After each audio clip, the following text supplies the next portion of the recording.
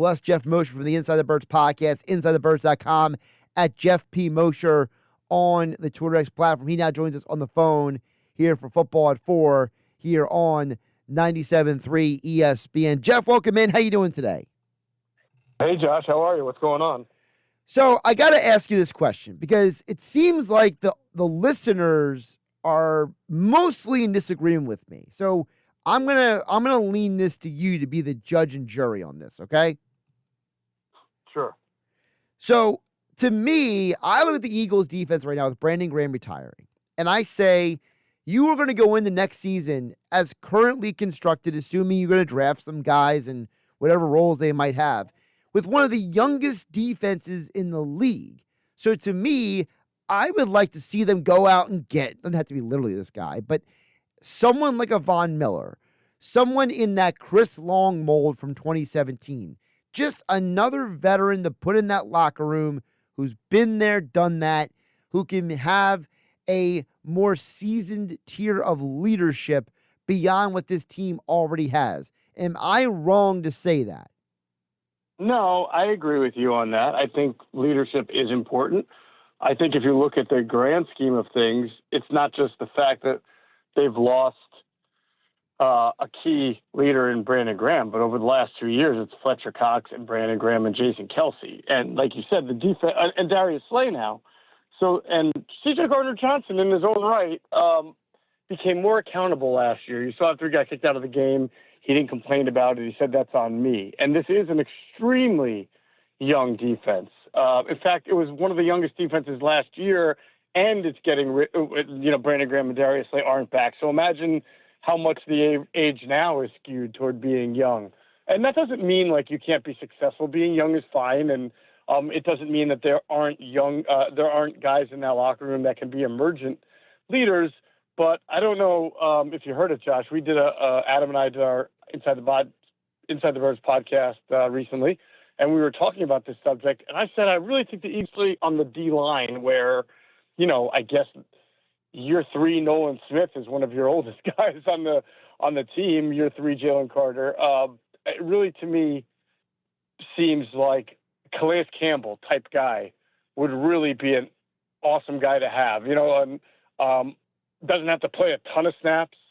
Obviously, he's going to buy a 1-year deal with not a lot of money, but has always been a great leader wherever he's gone, has always been a teacher wherever he's gone, always been good with younger players, is generally regarded as one of the great guys in the league. It doesn't have to be Calais Campbell. I'm just saying right. a person like that. You brought up Chris Long. Haloti Ngata has been on team in the past. Yeah, I think it would benefit the team to have that. Yeah, and like I said, if it's not Campbell and if it's not the guy I keep going to is Von Miller because he's a free agent out there and I got to double check, but I think he's like 35 years old at this point, but he obviously still has a little something in the tank. It's just the idea that I don't need a full-time guy. Like you said, Geoff, it's someone who can just walk into that locker room and, maybe the team has a bad day, right? Maybe they have a bad half. That veteran who can just stand up in that room and maybe say what needs to be said because no offense to fill-in-the-blank player who's in their 20s, they just don't have the veteran experience or the life experience to be able to talk to other guys in a certain way.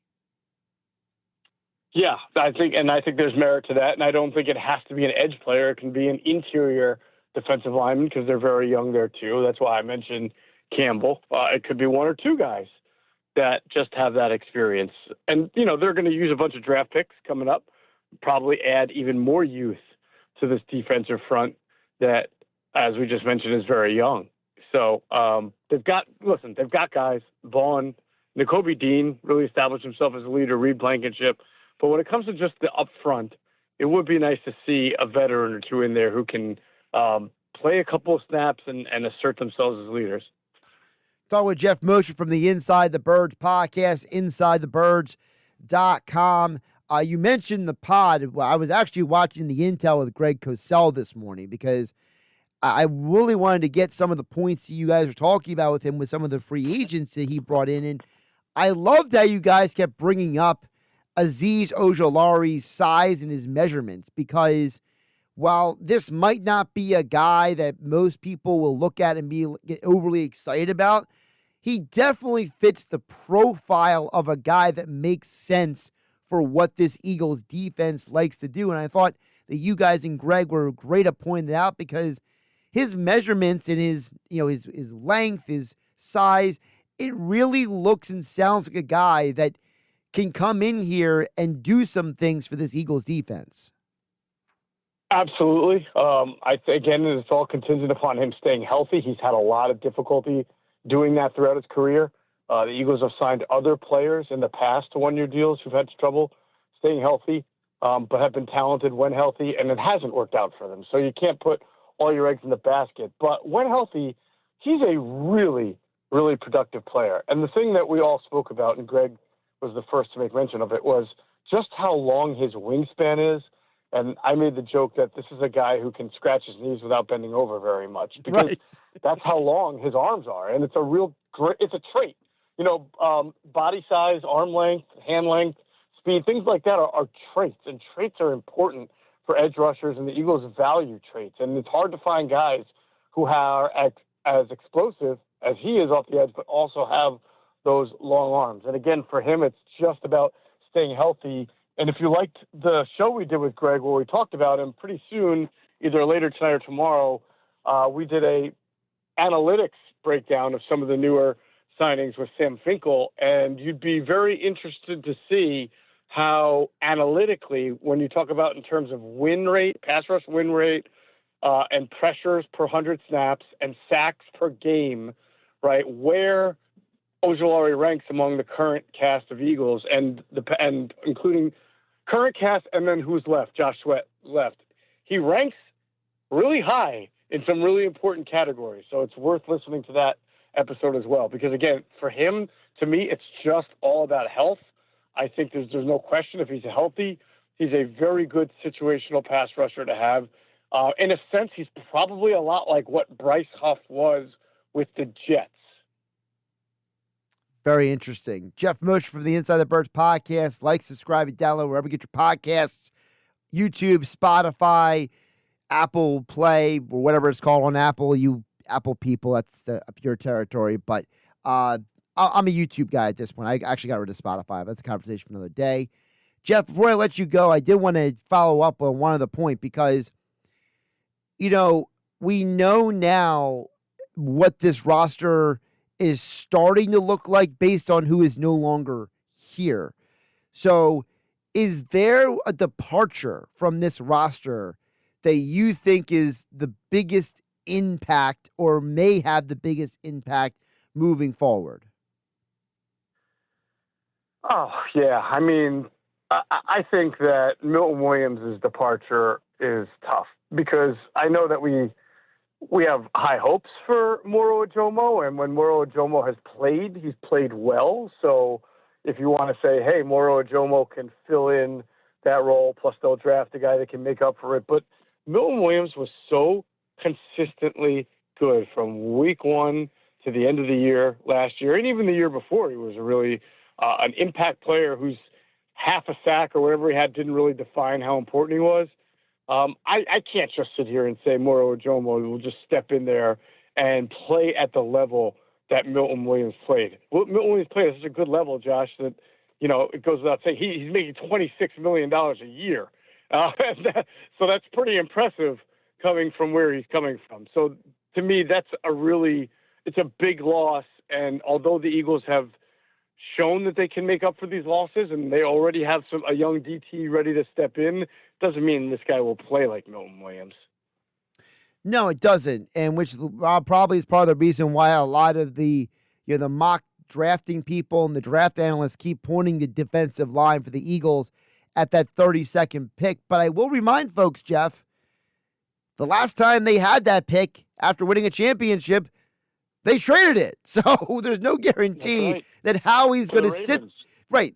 There's no guarantee that Howie's going to sit there and just wait for the draft to come to him. For all we know, Howie could trade out of it. He could trade up there. Howie's going to do what Howie's going to do. There's no guarantee that what people are projecting going to happen right now is going to be anywhere close. I would actually say it's probably more of a guarantee that he's not going to draft in those slots than he is. Well, let me ask you, though, real quick. Who did you pick as the most impactful loss for the Eagles?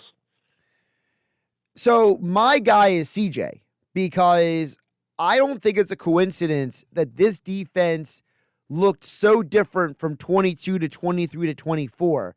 There is something about the communication on the back end, because I was listening to that podcast that it was Pat Leonard was talking with Justin Simmons, and one of the comments Simmons made about Fangio's defense was about communication. And I'm listening to him say that, and well, Slay started saying the same thing on his podcast. And I'm thinking about how Zach Baun has said that in different interviews about the communication on the defense. For whatever reason, Fangio's defense requires a certain level of communication from front to back and back to front.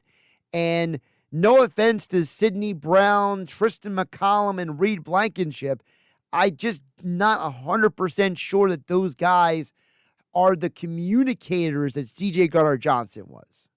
You know, Josh, it's a great point. Not only that, but, Sidney Brown doesn't profile as the same kind of player also that C.J. Gardner-Johnson was. So when you factor in his lack of being a true post safety or versatile safety the way that C.J. Gardner has always been, and the communication, you can make a strong argument that the drop-off there, just like I've said from Milton Williams to whatever we expect from Moro Ojomo, is similar, and it could have a similar effect. And I believe it was Cliff Kingsbury who said that the Eagles defense last year had the most elite spacing that he had ever seen from a defense. And the spacing is part of that communication you're talking about, knowing where to be, exactly where your landmarks are, and getting there. And not having CJ is going to be a big shoes to fill. You're right.